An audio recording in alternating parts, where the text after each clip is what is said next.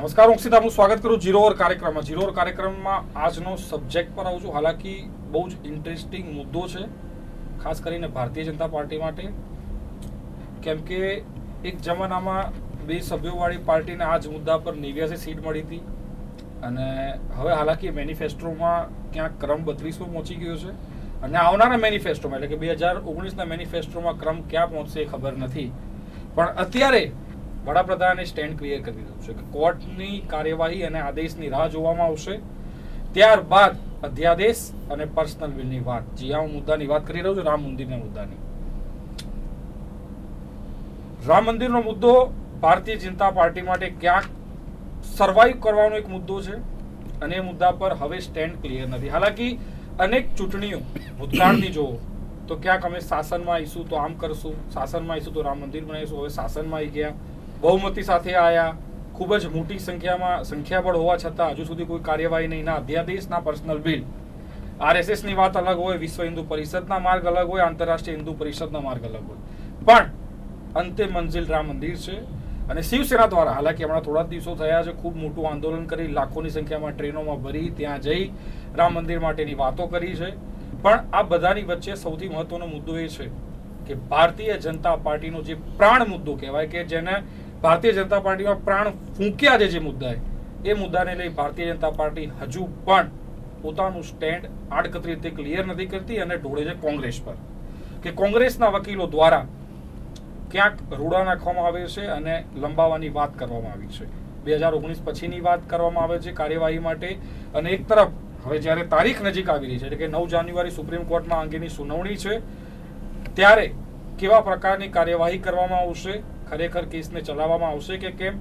હાલાકી ગયેલા એટલે કે પૂર્વ ચીફ જસ્ટિસ દ્વારા આગલી બેચ એટલે કે 3 જજની બેચથી 5 જજની બેચમાં રિફર કરવાની ના પાડી દીધી હતી. એટલે ક્યાંક એવી આશા બંધાઈ છે કે 19 પહેલા રામના નામે ભલભલા તરી ગયા છે. ક્યાંક ભાજપ બી 19 કરવાની આશા રાખી હશે.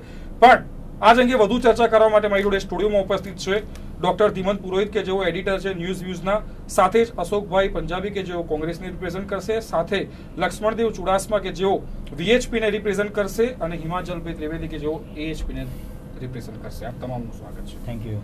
ધીમંતભાઈ, સૌથી પહેલા હું આપની પાસે આવીશ. હાલાકી આપે ખૂબ નજીકથી આ રાજકારણની ગેમને જોઈ છે અને રામ મંદિરની ગેમને ખાસ જોઈ છે, ત્યારે આપને પૂછીશ, આપને શું લાગે છે?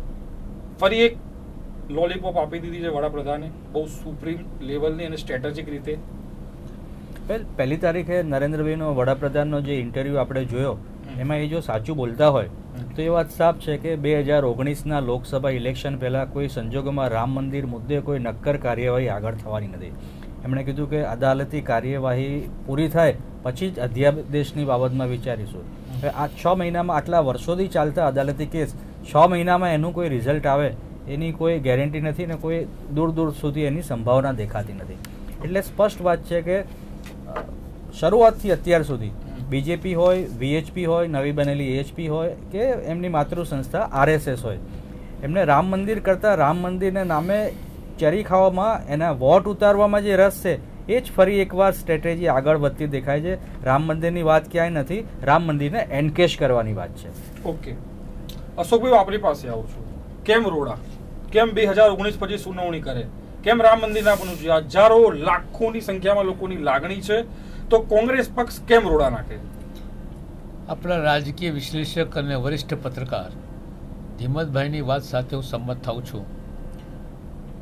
પહેલા દિવસે જ, વર્ષના પહેલા દિવસે જ ભારત રાષ્ટ્રના વડાપ્રધાને જે પત્રકાર પરિષદને પણ જે ઇન્ટરવ્યૂ આપ્યું એક પત્રકારને 1.5 કલાક સુધી, આ 1.5 કલાકમાં લગભગ 75% સમય એમને અમારા પક્ષને ભાંડવામાં લીધું, અમારા પક્ષને ગાળો આપવામાં લીધું, અમારા પક્ષનો વિરોધ કર્યો.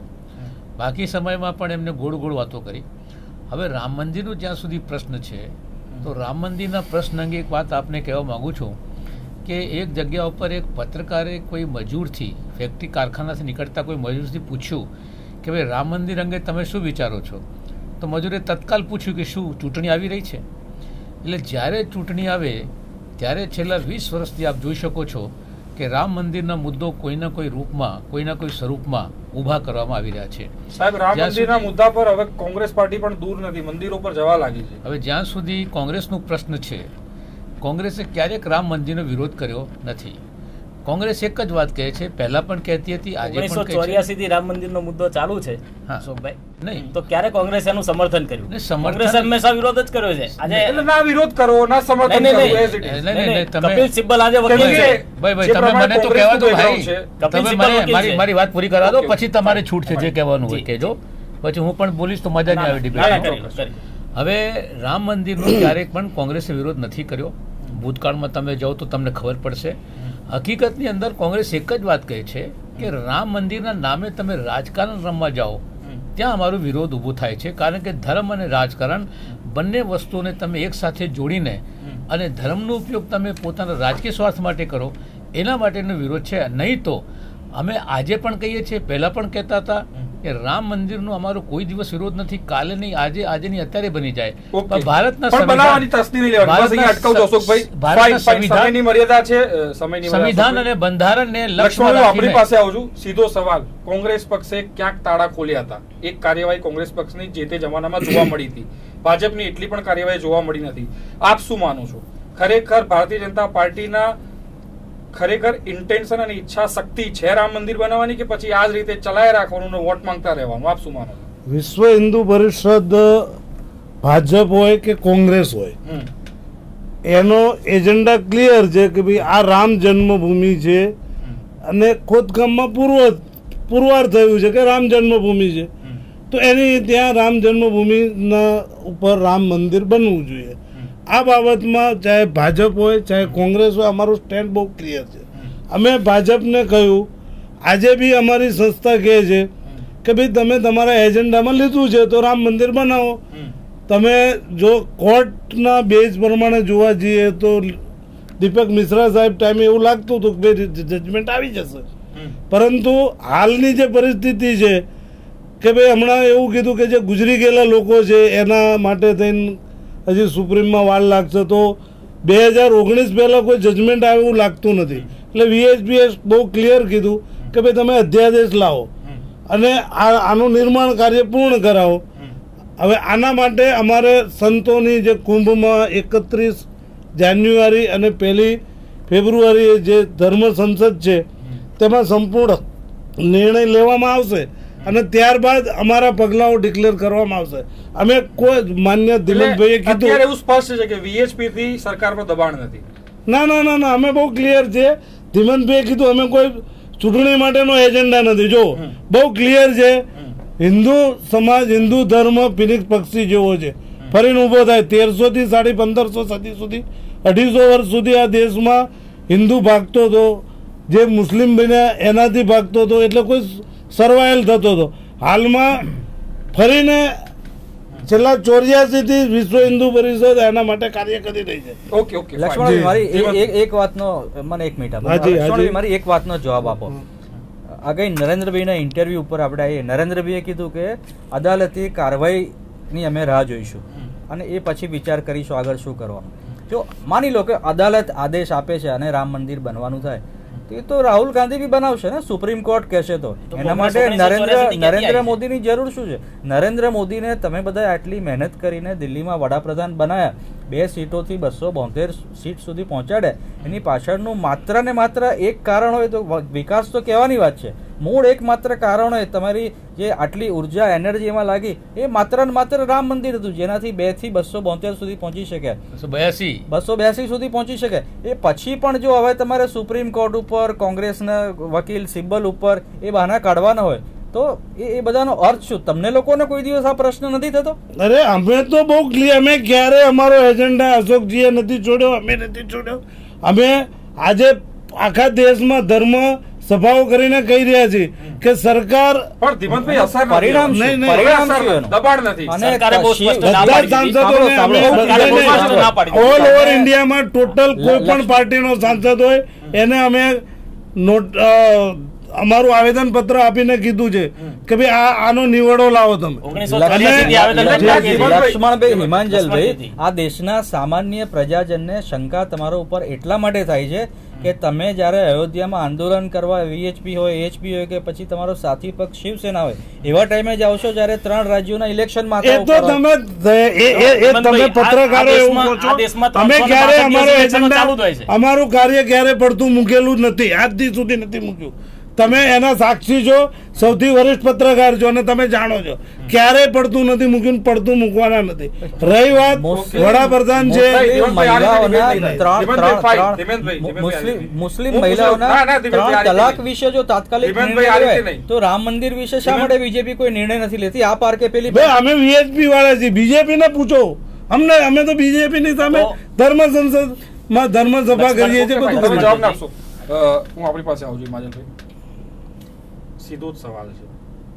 પ્રવીણભાઈ નવી પાર્ટી બનાવી, ક્યાંક અવગણના અને દબાણ ના ઉભી કરી શકે એના માટે નવી પાર્ટી બનાવી, અને એ વખતે અનેક જાહેરાતો થઈ કે આ રીતે દબાણ લાવીશું, ઉત્તર પ્રદેશમાં જઈશું, આ તે અનેક કાર્યક્રમોની જાહેરાત થઈ હતી.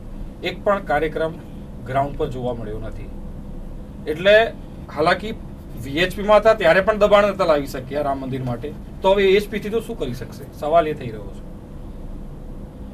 જી, હું આપને પૂછું. હા, આપ જે જાણવા માંગો છો એ તો વિશ્વ હિન્દુ પરિષદમાં જ્યારે પ્રવીણભાઈ હતા ત્યારે એમની ઉપર સંઘ તરફથી દબાણ લાવવામાં આવતું હતું. એ પણ પ્રવીણભાઈ પણ અગાઉ કહી ચૂક્યા છે કે ભાઈ સંઘે મારી ઉપર દબાણ કર્યું કે ભાઈ નરેન્દ્રભાઈ ઉપર તમે દબાણ નહીં કરો આવું. બરાબર. હા, સંઘના દબાણના કારણે આજ દિન સુધી એમને ખુલીને બોલવા દેવામાં આવ્યા નહીં. પ્રવીણભાઈએ વિરોધ કર્યો માટે ભાગી જવું પડ્યું ને એમને બહારનો રસ્તો નાટ્યક્રમ.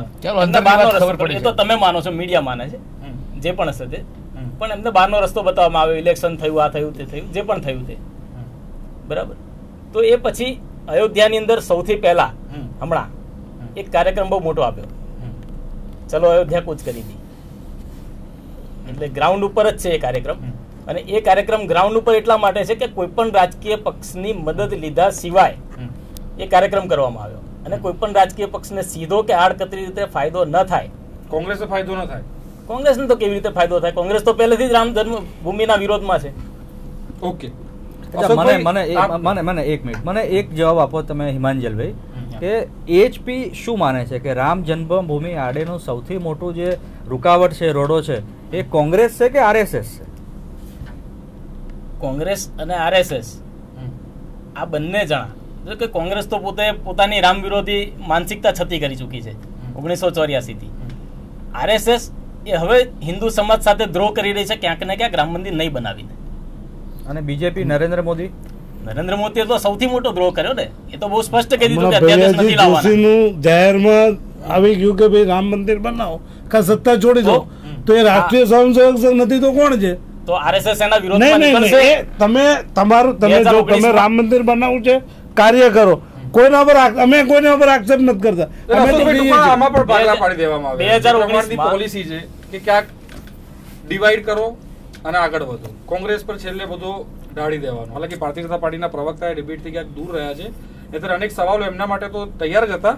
પણ અશોકભાઈ, હું આપણી પાસે કે ભાઈ કોંગ્રેસ પક્ષે ક્યારેય વિરોધ નથી કર્યો, ના તો એવું સ્વીકાર્યું છે કે અમે કરી આપીશું. નહીં જો તો કેમ કે આગળ અનેક સ્ટેટમેન્ટ છે કે મુસ્લિમની પાર્ટી છે, કે અહીંની જે સંસ્કૃતિ છે, કે અહીંના જે કુદરતી વસ્તુઓ છે એના પર એમનો હક બધું છે, એ સ્ટેન્ડ બી ક્લિયર છે. તમારો પ્રશ્ન સમજી ગયો. આજે પણ કહું છું, ભૂતકાળમાં પણ કોંગ્રેસે કીધું છે ને ભવિષ્યમાં પણ કહેશે.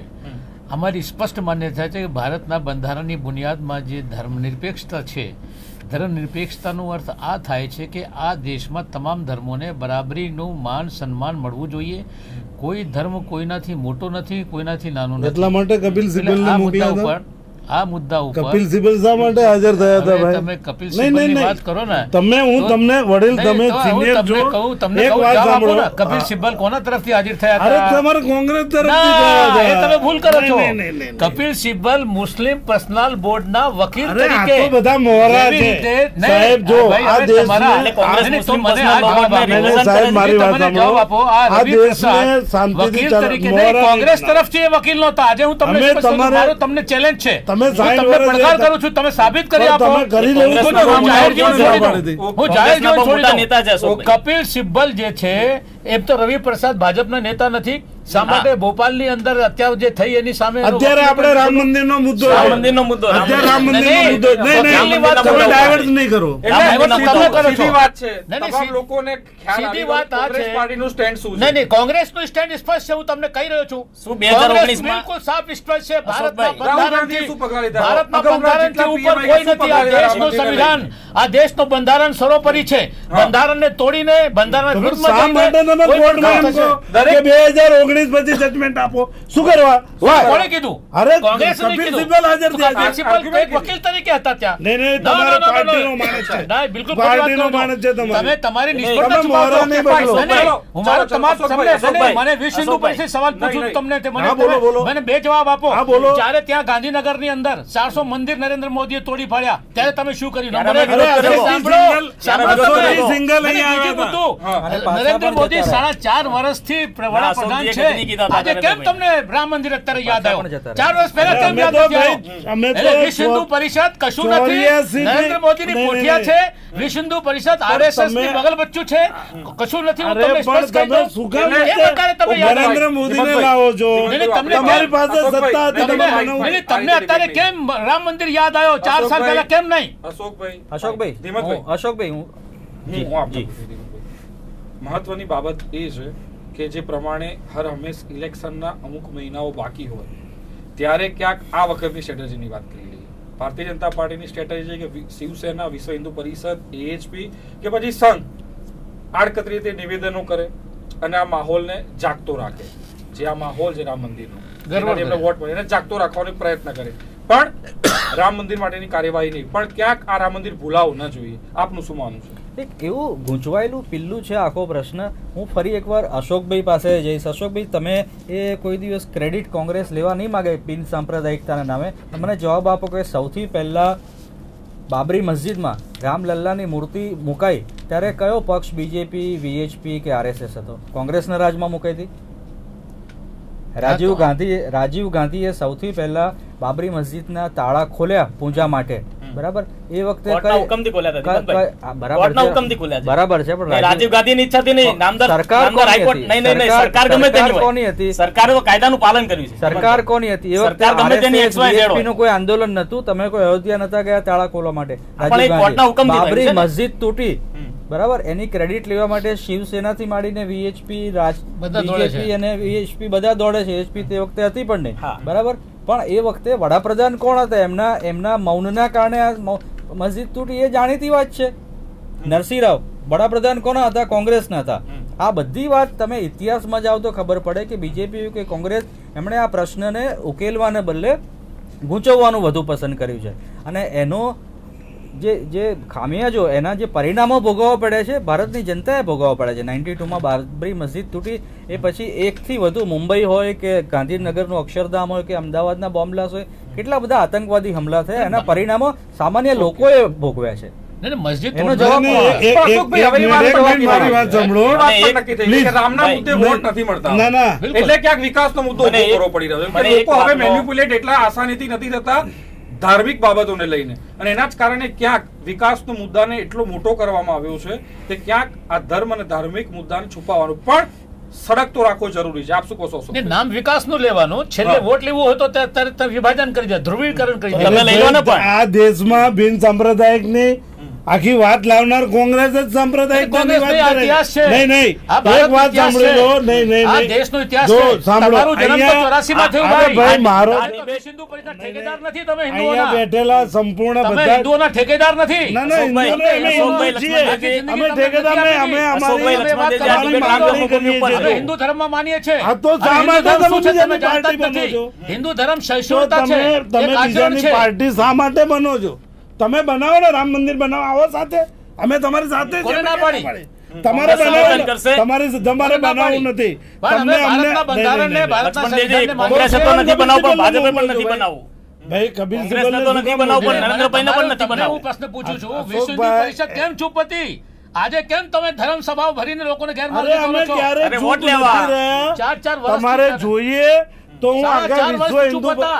એક મિનિટ અશોકભાઈ શાંતિ મારા નહીં, વડે તમે 4 વર્ષના અમારો જે કાર્યક્રમ ત્યારે કેમ તમે વિશ્વ હિન્દુ પરિષદ હું જવાબ લઈ લઉં. આખા વર્ષના અમારા હું જવાબ લઈ લઉં. કાર્યક્રમો લક્ષ્મણભાઈ, આપણે અટકાવો. હું આખા જવાબ લઈ વર્ષના લઉં. કાર્યક્રમો હું જવાબ લઈ લઉં. હાજી હાજી લક્ષ્મણભાઈ સ્વીકારી લો જી જી કે વીએચપી ક્યાંક ભારતીય જનતા પાર્ટી અને સંઘની સી કે ડી બોડી છે, સ્વીકારી લો. ના ના બોડીનો પ્રશ્ન બહુ નથી સ્પષ્ટ મારે રીતે રાજકીય તમે એક વાત છે આ ને, દેશમાં છે, મારી બોડી છે, મારી સ્પષ્ટ વાત છે. સાંભળો આ કોઈ આ નહીં, નહીં, વાત વિવાદનો સાંભળો. કે ચર્ચાનો ભાઈ, મને વિષય પૂછ્યું છે, મને અરે, હું તમારી અરે, વચ્ચે અરે, નથી ફાઇન, બોલ્યો. ફાઇન, ધીમેનભાઈ, ફાઇન, please. બોડી છે એ Please, ચર્ચાનો વિષય છે. નહીં, ભાઈ, નહીં, તમે મારી- RSS નો ભાગ છો. મારી- ચર્ચાનો RSS નો વિષય પાર્ટ છે. છે, એ વાત કોઈ ચર્ચાનો સાંભળો. વિષય નથી. નહીં, નહીં, નહીં, નહીં, પ્રવીણભાઈ તોગડિયાને કોણે કરવાની ક્યાં વાત વિશ્વ હિન્દુ છે? પરિષદમાંથી પ્રવીણભાઈ અરે ભાઈ, તોગડિયાને કોણે દૂર કર્યું? મૂળ એમણે જે પ્રશ્ન પૂછ્યો ને, પ્રવીણભાઈ તોગડિયાને મારે કોને જવાબ આપવા જવાબ લઈ, દેશો જવાબ લઈ. પ્લીઝ સાંભળો 1964 વિશ્વ હિન્દુ પરિષદની સ્થાપના સંઘે 84 કરી ના, ના, નહીં, 64 માં, 64 64 અને એને પોતાનું અસ્તિત્વ માટેનું બંધારણ આપવામાં આવ્યું હમ. બરોબર છે અને એ રીતે વિશ્વ હિન્દુ પરિષદ સમગ્ર હિન્દુ સમાજની અને દુનિયાની અંદર વસુદેવ કુટુંબકમની ભાવના લઈને ચાલે છે. તમે ક્યાંકથી આવ્યા એનો મતલબ એવો તો નથી કે તમે એની સી ગ્રેડ છો સી ગ્રેડ છો. અમે અમારા 4 વર્ષના આખા કાર્યક્રમો જોઈ લો કે અમે રામ મંદિર માટે ક્યારે અમે કાર્યક્રમ નથી કર્યો, કઈ ધર્મ સંસદમાં અમે ઠરાવ પસાર નથી કર્યો. પ્રવીણભાઈ નહીં, હતા તો નહીં, કહેતા હતા કે સાંભળો. રામ મંદિર નહીં તો આ વોટ તો નહીં. ચૂંટણી આવી મોદીજી મુખ્ય નહીં, નહીં, પ્રધાનમંત્રી આજે પણ વિશ્વ હિન્દુ પરિષદ એવું નથી કહી રહી કે રામ મંદિર નહીં તો ભાજપને વોટ નહીં એવું અરે કહી અમને શકશો? વોટ કરવાનું અમે ક્યાં કહીએ છીએ? નહીં, નહીં. ક્યારે અમે કહ્યું વોટ નહીં, નહીં, તો આપો? ના પાડો BJP ખાલી. કે ત્યારે બહાર આવીએ છીએ. નહીં નહીં નહીં, અમે ખાલી ના વોટ પાડી આપવા દો માટેની વાત ખાલી નથી. ના પાડી દો કે રામ મંદિર નહીં તો વોટ નહીં એમ. અને અરે ASP નું તમે stand કોંગ્રેસ શું નું કામ કરો, અમે નહીં. નહીં, નહીં, ખોટા નહીં. વિવાદ નહીં કરો. આપ સ્વીકારી લો નહીં, કે નહીં. રામ મંદિર નહીં તો કોંગ્રેસને વોટ. નહીં નહીં રામ મંદિર આ નહીં તો એમને કોંગ્રેસને પૂછો, વોટ એમને નહીં. પૂછો, કરી લો. નહીં, એમને નહીં, પૂછો. 9 ફેબ્રુઆરી ASP પોતે પાર્ટી ડિક્લેર કરે છે પ્રવીણભાઈ. હમ. એટલે કોંગ્રેસને વોટ આપવાનો પ્રશ્ન જ નથી. ઓકે. ને પ્રવીણ તોગડિયાનો મને એચપી સમજાવે એમનો ઉદ્દેશ શું છે. હમ. રામ મંદિર. વીએચપી માં હતા ત્યારે કે એચપી માં હોય ત્યારે રામ રામ મંદિર છે તો આ પોલિટિકલ પાર્ટીની નવી વાત ક્યાંથી આવી? પોલિટિકલ તમે કોને પાર્ટી ફાયદો કરવા માંગો છો? પોલિટિકલ પાર્ટી ના, ના, વગર રામ સાચી મંદિર વાત છે. શક્ય હિન્દુ- નથી. ધીમનભાઈની વાત સાચી છે. પોલિટિકલ પાર્ટી હિન્દુ વગર રામ વોટનું મંદિર શક્ય ડિવિઝન નથી. કરી અને જે કોંગ્રેસમાં જાય છે એએચપી ના પાસે જાય અને ફાયદો આખરે નરેન્દ્ર મોદી બીજેપી ને થાય તો આ આરએસએસ ની જે આખી એક સ્ટ્રેટેજી છે એના ધીમનભાઈ- ભાગરૂપે જ છે. પ્રવીણ ધીમનભાઈ- તોગડિયા હોય એએચપી હોય કે વીએચપી હોય ધીમનભાઈ, તમે અક્ષિતભાઈ લોકોને એવું કહી ગુમરાહ રહ્યા છે. શા માટે કરો છો? અક્ષિતભાઈ એવું કહી રહ્યા છે BJP કે ભાઈ લોકોને ગુમરાહ નથી કરતી. નહીં, નહીં, જો પ્રવીણ એક- તોગડિયાને એક- કેમ કાઢ્યા? અશોકભાઈ એક પ્રવીણભાઈ મિનિટ. સાચું બોલતા હતા, એટલે Please, કાઢી એક મિનિટ મૂક્યા. સાંભળો. આપણે ચારે હિન્દુ છીએ. પ્રવીણભાઈ સનાતન સાચું હિન્દુ બોલતા હતા, એટલે કાઢી ધર્મવાળા મૂક્યા છીએ. વાત સાંભળો. આપણે પ્રવીણભાઈ ચારે રામ હિન્દુ મંદિરનું માંગણી છીએ. કરતા હતા. સનાતન હિન્દુ ધર્મવાળા. સનાતન હિન્દુ ધર્મ ક્યારે કોઈને મારવા નથી જતો કશું. એની વાત તો રજૂ કરે. આજે બાબરીનો વિષય છે તો ક્યાં તમારે કોંગ્રેસે બધા દોઢ બાપ થઈને એનો પક્ષ લેવાનો ક્યાં પ્રશ્ન ઉભો થાય? તમે એને સમજાવો, કહો કે ભાઈ આ પુરવાર થયું છે ખોદકામમાં અને કે ભાઈ આમાં રામ જન્મભૂમિના અવશેષો મળ્યા છે તો તમારે હવે આ છોડી દેવો જોઈએ. Okay fine done. અક્ષિતભાઈ, એક- નહીં નહીં નહીં. ધીમનભાઈ આપણી પાસે આવો. હાલાકી મુદ્દો ક્યાં અટકાયેલો છે, ક્યાંક કોર્ટે એવી પણ દિશા એક આપી હતી કે બહાર સમાધાન થાય આ વાત. એના માટે દેશના ખૂબ મોટા સંતે પ્રયત્ન કર્યા છે પણ ખરા અર્થનો પ્રયત્ન થયા હતા સમાધાન માટેના. અને ક્યાંક એવી પણ વાત છે કે શિયા અને સુન્ની બંનેમાંથી એક કોમના 50 થી 60% લોકો એગ્રી થઈ ગયા છે રામ મંદિરની જન્મભૂમિ આપવા માટે. પણ કોર્ટમાં જે ચર્ચાનો વિષય છે કે કોર્ટમાં જે વાત ચાલી રહી છે એ જમીનના વિવાદને લઈને છે, નહીં કે આસ્થાને લઈને. આપ શું માનો ધીમનભાઈ, જે બહાર પ્રયત્ન થયા હતા એનાથી ક્યાંક સોલ્યુશન આવી શકતું હતું પણ લાવવામાં નથી આવ્યું કે કેમ? વેલ, રામ મંદિરના નામે સોલ્યુશન બહાર કે અંદર એટલા માટે નજીકના ભવિષ્યમાં શક્ય નથી કે આ રામ મંદિર બનાવવામાં ખરેખર કોઈને રસ નથી. રામ મંદિરના નામે એને એન્કેજ કરવામાં, એના નામે વોટ લેવામાં રસ છે. રામ મંદિર બની જાય તો આખો ઇશ્યુ પૂરો થઈ જાય. ચલો રામ મંદિર બનાવી દો. ખલાસ. પછી આ તો બધી પાર્ટી ભેગી થઈને બનાવી આપે ને, આપણે વોટ ના જેમ પડે. કહ્યું શિયા સમુદાય એગ્રી છે, તો? સુન્ની સમુદાયને કોંગ્રેસ પ્રોસર કરે એમના ફોલોવર્સ છે હા. કે ભાઈ આ દેશનો આસ્થાનો વિષય છે. ખોદકામમાં પુરવાર થયું છે કે આ રામ મંદિર હતું અને જ્યાં વિવાદ હોય, જ્યાં પ્રોબ્લેમ હોય ત્યાં એને, મને જ્યાં સુધી ખબર છે ત્યાં સુધી ત્યાં મુસ્લિમ નમાઝ કરે તો એ ગ્રાહ્ય નથી. આવું એ લોકો માને છે, આવું મને ખબર છે.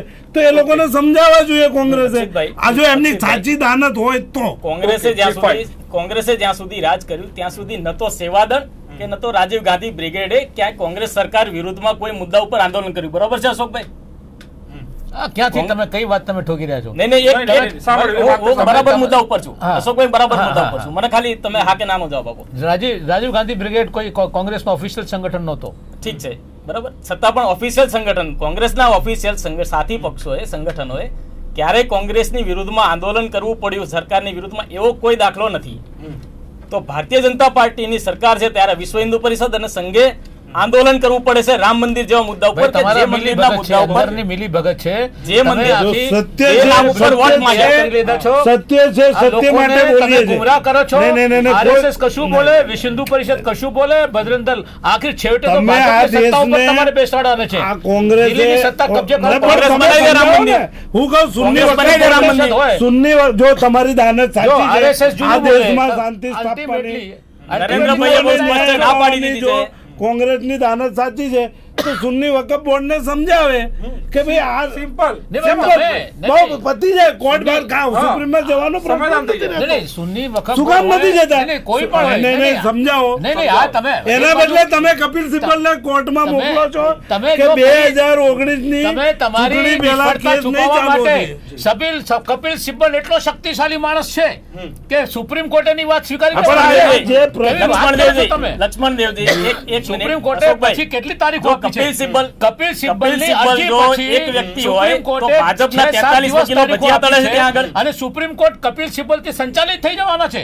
તમારી નિષ્ફળતા તમે છુપાવો છો. નહીં, તમારો એમ અસલી નહીં. ઈરાદો, જે તમારો on ઈરાદો paper- નહીં, હિન્દુ જો સમાજને સાંભળો. ગુમરાહ કરવાનો હું છે. જે કહેવા શું તમે રામ માંગુ મંદિર છું, બનાવવા માંગતા જ તમારી નથી. તમારી જે નીતિમત્તા, રામ મંદિર મંગાવવા તમે જે માંગતા નથી. કોર્ટમાં જે રજૂઆત કરી તમે એ ભારતીય જનતા નીતિમત્તાની વાત પાર્ટીના થાય. એજન્ટ અરે વિષય નહીં, કોર્ટનો જ નહીં, નથી, તમે લક્ષ્મણ BJP દેવજી, ના એજન્ટ વિષય કોર્ટનો છે જ આપ નહીં. તમામ જોડાયા, હાજી. જે પણ ચર્ચા થઈ તે બદલ આપ તમામનો આભાર.